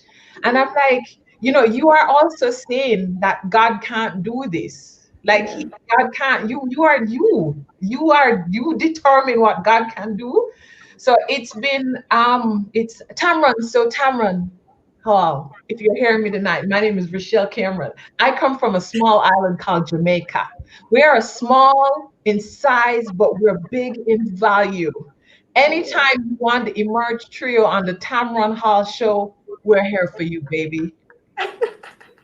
Speak it into being, Rochelle. So, guys, can you imagine that we've been on for an hour and a half? We are definitely going into our best advice segment now. We're not going to skip that. So many people have asked us over the past couple of weeks, what is our best advice on these respective topics? And so we want to share a little bit of that with you guys tonight. So, ladies, best advice about business. That's an interesting one. I think one of the things that I would say is don't be afraid to say yes, even if you're not 100% sure. So I know that even over my 11 years, you know, as a business owner, Garrett Communications, we have started out as a boutique PR agency where we only focus on PR, and then we did some marketing, then we did some digital media, then we went back to PR, but we were never afraid to take on something that someone else may have said was not in our scope of work. So my thing would be to just don't be afraid to try. Wow, that's beautiful.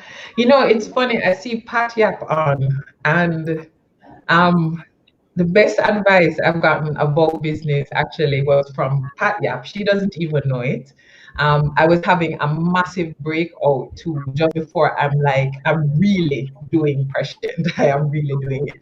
So when I go to her, and she's like, you know, as usual, she's like, "You're looking good though, girl. Let's just do that fix up. Let's fix up. What you worrying about?" And she said to me, she said, "Let me tell you something." She says, "You know, I'm trained to be a doctor.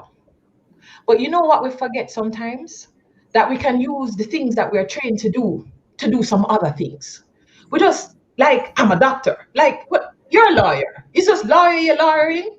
I'm sure you can do that lawyering into some other thing. I mean, she didn't even know what I was doing.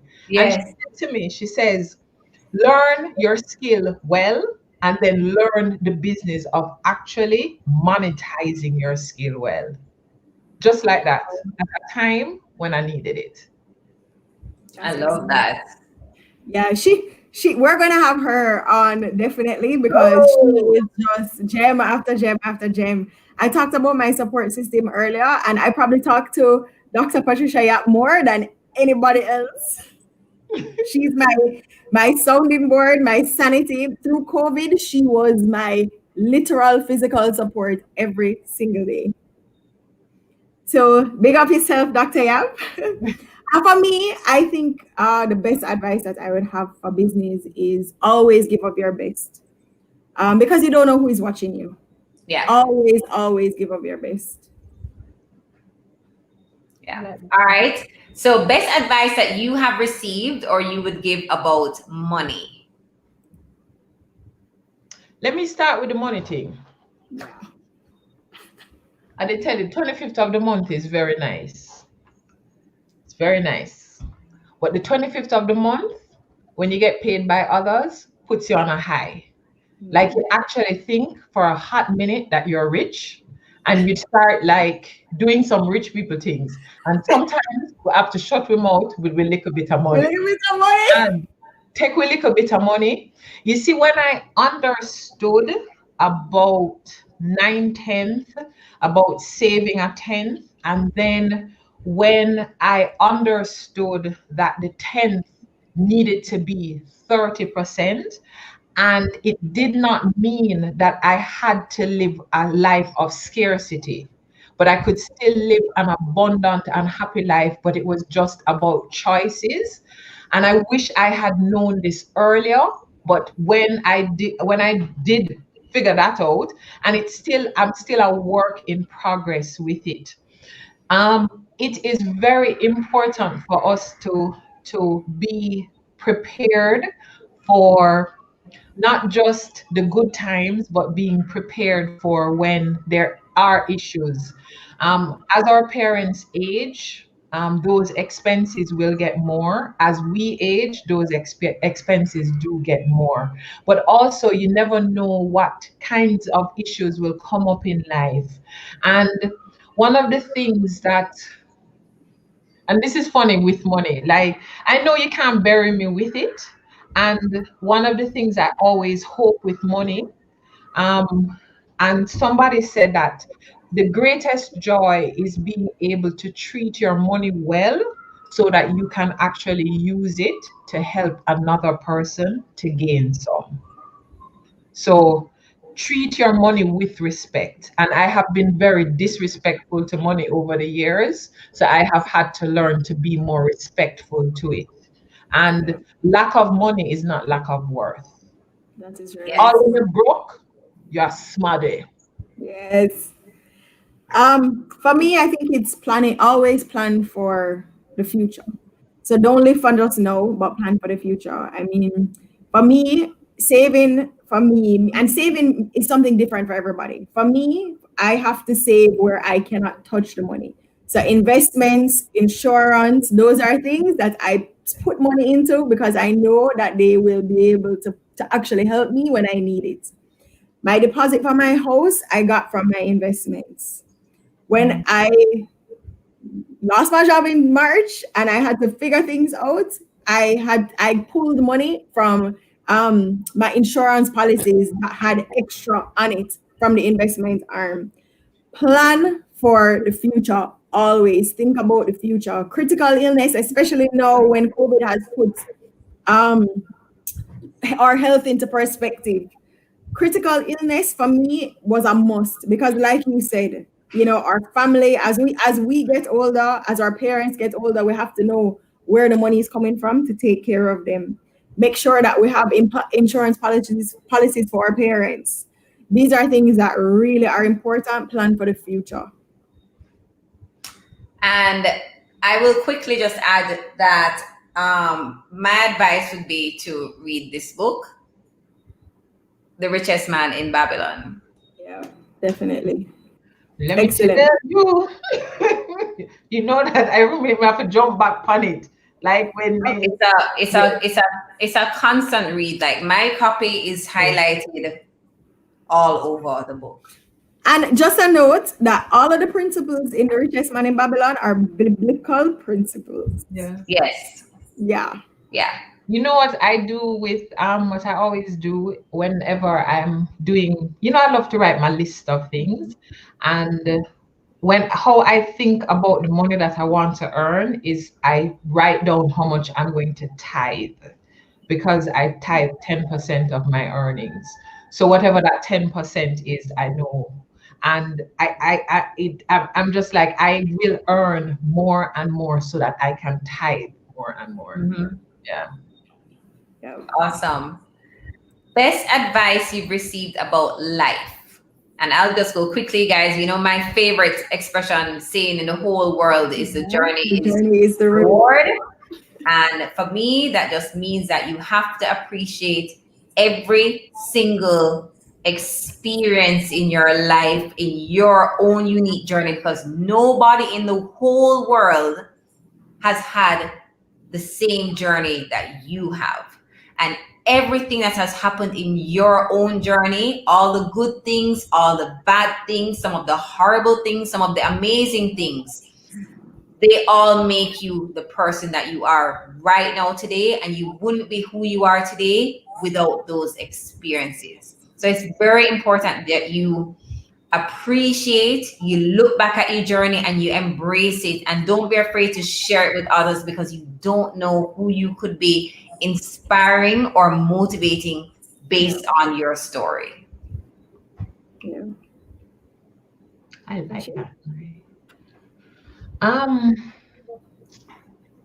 so kind of along the vein of what Nai said, Jeremiah 27, where it says, "For I know the plans I have for you, plans to give you a hope and a future." Um, I dwell on that verse a lot. So, what I have understood about life is that the Lord has a blueprint of what my life is, and it requires my obedience, and sometimes I'm not obedient, and He still forgives me, and I could be steadfast knowing that He will give me a bright future. So, regardless of what is happening, of what happens around me, um, whatever anybody will ever do to me, people can't do me anything. I mean, it's just a part of the experience. I won't stay there. I can't dwell there, because God has promised me this future. God has promised me this future, and I'm heading there. And whatever I'm going through is all part of this journey. It's Yeah. all part of His mapping. Yeah. So yeah, I will sprawl off on the ground. I will bawl. I will feel sorry for myself. But then I remember, for I know the plans I have for you. And I say, for I know the plans I have for you, Rochelle, Yeah. declares the Lord. He knows the plans He has for me, Rochelle. Yeah. I literally have that. Well, I have it engraved in multiple places now, but I have that even engraved on the back of my iPad. Yeah. So for me, really do unto others as you would have them do unto you.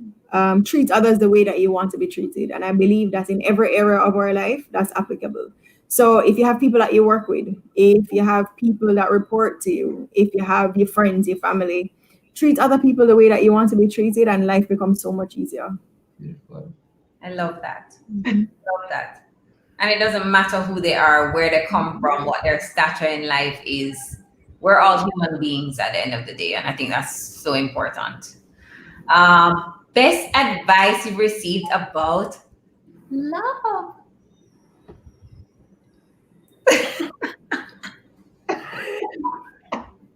Nobody wants to start this one. I can start. Yes.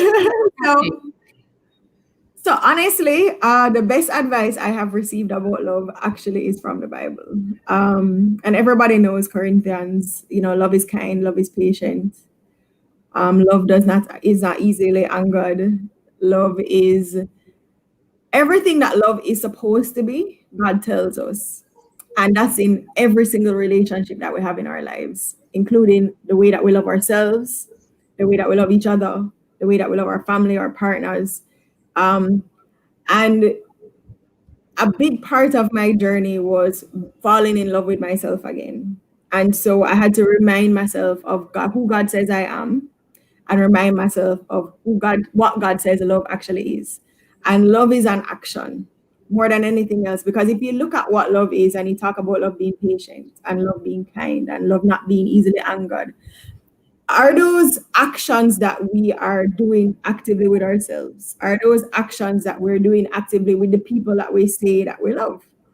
And so I would encourage everybody to go back to that verse and really break it apart and think about, one, are we showing this to ourselves, and are we showing this to other people that we say that we love? Wow. So for me, I think sometimes we hear about love and relationships and we immediately think about what we want, right? What we want this person to look like, what we want them to have, what we want them to do. And through my own limited experiences, I would say that I think what's more important when it comes to love is, how do you want to feel? How do you want this person to make you feel when you're around them, when they do things for you? And I think that's so important, but I think that's something that gets overlooked a lot because we're thinking about, all the other things. And so it's important to go back and how you feel, right? You can't fake feelings. So I think that's just something very important to look back at. How do you want to be treated? And how do you want to feel when you're in that space? Yeah. Wow. Russia. I was just blown away. Well, I'm thinking best advice. I love the passage that Catherine referenced. Here, you know what Catherine got teach me passage. That's why you jumped to say that you want to talk about love first, so you could use the passage first. So, so let me tell you the best advice about love. No, my Marcia already, the one mother. Um, there's something that I was talking to her about recently, and she said to me that when we love people, we have to love them, not what we would wish them to be. We actually have to love them. And she said, love is not fixing people. That's not love. She says, love is not creating the image of yourself. And love is not, this is how I wish things to be done. And when you don't do it that way, love is a problem. She's like, if you love people, and I actually heard her deliver a sermon on not, when you fall in love with somebody, it's not a version of yourself you're falling in love with. You have to start with being in love with yourself and being in love with the person just the way they are and allowing them to evolve. And I remember thinking about it that it's with your romantic love, it's with how you love your children, it's with how you even love your friends, how you love your co-workers, that sometimes we get so disappointed in people and we question their love because they're not living up to the image we have created of them. And she's like, we could just love ourselves and allow people to be who they are rather than constantly criticizing them for not loving the way we think we wrote in our journal that they should love. Absolutely. Excellent advice. And the So what last about one is best advice you have received about friendships. I would say be the friend that you want your friends to be to you. Yeah. What would I say? So Rochelle had touched on this earlier about the no new friends thing, and I'm not a fan of that either. I think that you have friends in your lives for different reasons, right? So there are things that I may talk to Rochelle about that I wouldn't talk to Catherine about, or there are things I talk to Rochelle and Catherine about that I wouldn't talk to some of my core friends about. But everybody has value Yeah. in their friendship space.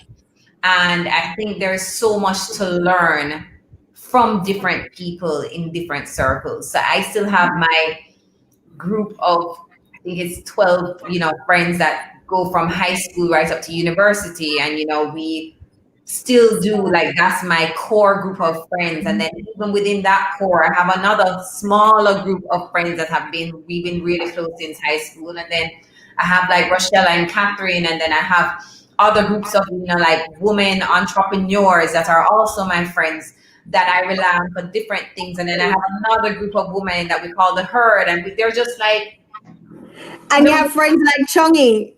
and then Chungy. I know Yes. Chungy. Chungy is like, he's everybody's favorite, by the Yeah, way. he really is. I don't think there's anybody in this world that does not love Ryan Chung.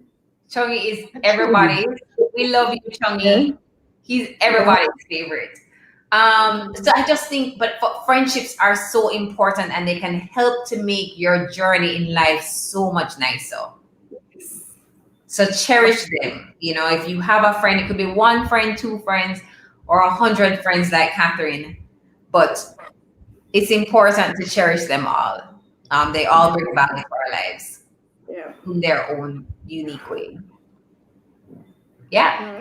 And I think just based on what everybody's saying with friendships, I think as we grow older, like when you were in prep school and stuff, and you had like the people every morning you gather together and you sit beside each other in school and stuff, and your entire life's journey is with them. And as you grow older, you understand too that friendships grow. There are moments where you are going to have that strong time together, and there are times where you will actually be going on different journeys, because at that time you are not the person that they need at the time, or they are not the person that you need at the time for that leg of the journey. But that does not mean that they're any less your friend, because we have different friends for different seasons, and we also have to face that we have different friends for different purposes. Mm-hmm.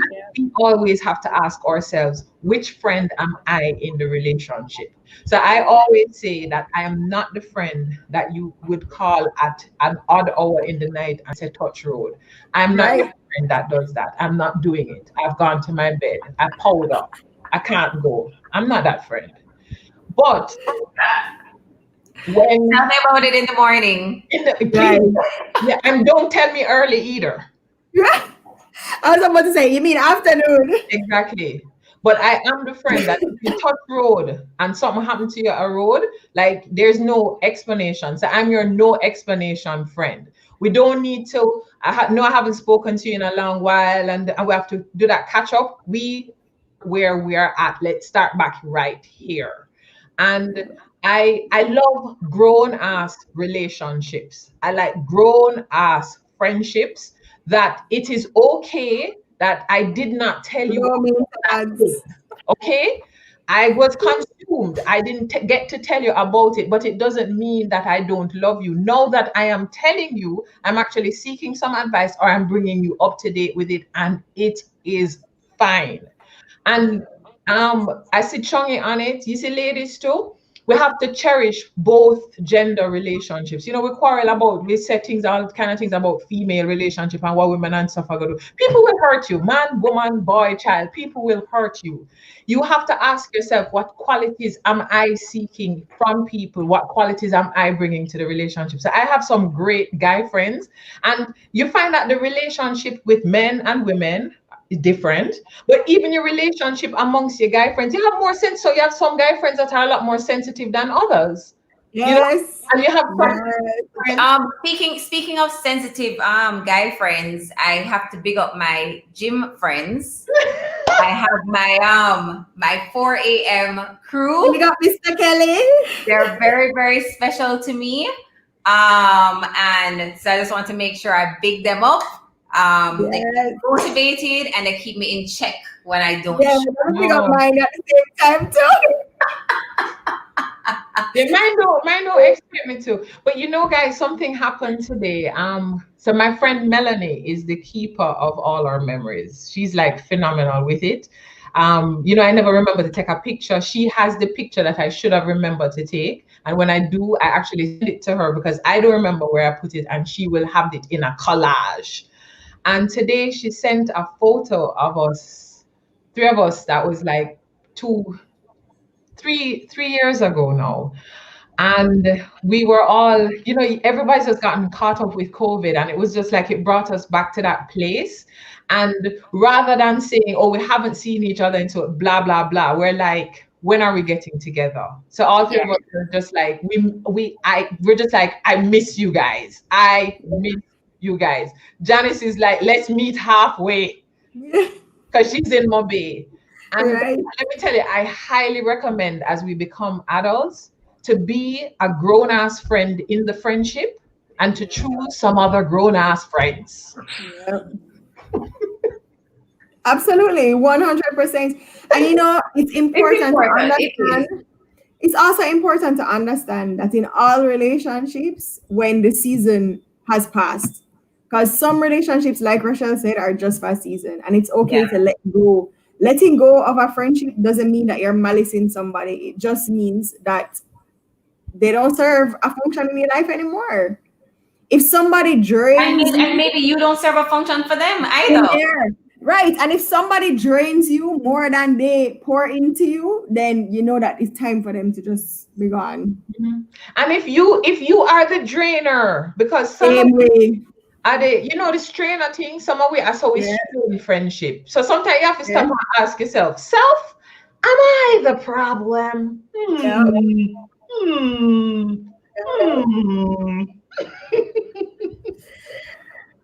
So everybody, oh my gosh, this has been 2 hours, an amazing 2 hours if you ask me. And we are so grateful for all of you for being here, for supporting us throughout this period. We are so happy that you chose to spend your Wednesday evening with us. And we look forward to emerging some more with you. Next week, we have a very exciting guest. Gabby asked if this was the end of the season or something. And no, it's not the end of the season yet, Gabby. Not yet. We have a very exciting guest next week. So, guys, in the meantime, remember, COVID's still a keep. So, what do you need to do? Wash your hands. Next week, we'll play Livy's video and teach you how to wash your hands. Yes, her video. Her videos, I apologize. Wash your hands, sanitize, maintain social distance, be responsible, take care of each other, and take care of yourselves. We love you and we're so grateful for you. Thank you for joining us. This was like a 2-hour episode. It's We can nice chat to see it. plenty. Well, guys, I hope that you learned a little bit more about us and our unique and wonderful journeys. And we're so happy that Emerge has now become a part of our story. And it continues to grow and it continues to develop. And, you know, we're just really grateful to have you guys that tune in every week. And for the newbies that join us, whenever. We are grateful that you're all a part of this emerging journey with us, and we look forward to seeing you next week. And I see Kerry. I just saw a note from Kerry. Hi, Kylie. My baby Kylie is on, and my baby Alana was on. Hi, Kylie. Thinks he's my favorite person. He is. Love you, Kylie. So, guys, you know that We sometimes will lay hands and we'll stretch hands for other people on our show. So tonight we want to just lay hands with you. I see my darling friend Gian on, so I know she's already in prayer. We are in prayer for just complete successful surgery for Kerry. But I pray that all of you on the show tonight, that the message that you are on, that God wanted you to hear, that you have heard it and you are processing it. I hope you understand that you were born purposed, you were born for abundant living. You are blessed. And I pray favor over everything that you touch, every door that you walk through, that it is the right door. And the doors that are not for you, those doors will close and you will know that God closed them. I pray for dreams that have been buried, and I pray that they will be birthed, that you will give life. You will feed them as a child in your womb, and you will give those dreams life. I hope you understand that we are born fearfully and wonderfully made, and the Lord has created a blueprint of your life that He wants you to live. He is giving you permission to live, to absolutely live to the fullest the life He has created for you. I pray that you are blessed and your barns will be full to overflowing, that you're able to share and pour into others. So, Carrie, as you go into surgery, we just pray for full healing for you, complete healing, and that it will be successful because you know God already picked every doctor, every nurse we're supposed to deal with the one and only Carrie Palmer. So, guys, have a fantastic rest of the week. And we know 2020 hasn't been easy, but we're looking at it and we're like, God, I made this. We make it through to October, but me are going good. Yeah, man. And don't forget to like, subscribe, share, follow us at Ready to Emerge on all our platforms. And if you're in the US, don't forget to vote. Yes, very important. Vote, Very let your voice important. be heard. Bye, everybody. Thanks for joining us.